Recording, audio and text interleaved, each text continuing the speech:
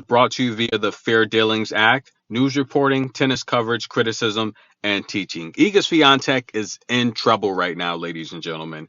Danielle Collins defeated Iga Swiatek on this same court 2 years ago. That's right. It was a straight set victory, and Danielle Collins would actually make the championship match. And right now, Iga Swiatek, even though she's stepping up the pressure, the power on that forehand, she seems very unconfident right now. That's right. You can tell by the look on her face. And there's a couple issues we want to talk about. Iga Swiatek goes over to the chair umpire and puts in the request to increase the pressure on her string. That's right. She had her racket strung and she wants more pressure. That's right. What does that mean? She wants more control. Of course, if the lower the pressure when you're getting your racket strung, that's going to give you more power, right? Players like Alicia Parks, they go for more power. Iga Swiatek wants more control. Why? Because if you watch this match, several shots, it seems like they're just getting away from her.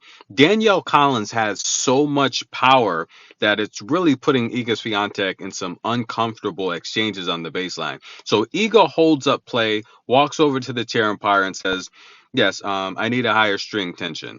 And there you go. She walks back, but I'm concerned about this. Take a look at the band on Iga Swiatek's knee. That is not good. I don't play around with knees, guys. That is one injury that can literally ruin your career. It could ruin a match. It could linger for days, weeks, even years. Now, Iga Swiatek put this band on to start the third set. Is this a sign? Is she in pain? Is the knee giving her issues? Take a look at some of the players that wear that band. Ludmila Samsonova from the Federation. Her movement's not that great, guys. I've given you several news reports on her movement in terms of that knee. Look at Victoria Golubic. Great with her one-handed slice. She can back up the defense. Don't like the movement. Look at Tamara.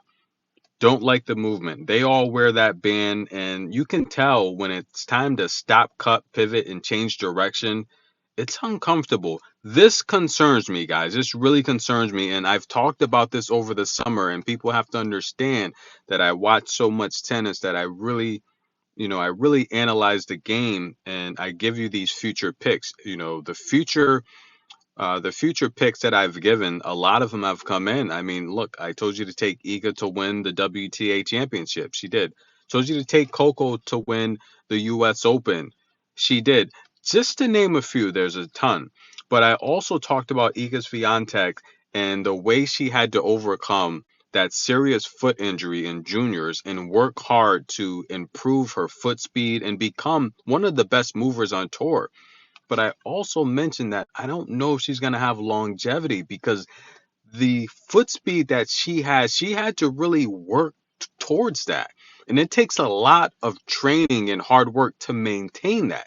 As you age and put on more body weight, a lot of that training that you use to increase your speed, it's going to diminish. And when I start to see things like this, it really concerns me because you can only exhaust your body so much in the off season before it catches up with you, especially when it's not necessarily a natural type of gift like speed. You can't teach speed. You can work towards it, but you have to maintain that. And that's what concerns me about Iga Swiatek and the longevity. This is why I say Coco is the future of tennis. Okay? You have to understand why I'm saying this because it's a natural athletic ability. She's still growing into her body and she's got all the records. When we're talking about 19-year-old and teenagers inside this top 10, no one has the accolades Coco had by 19. She's got the records by the age and it's only going to get better. But right now, Iga Swiatek, she's the number one. She's in control. She's running this show.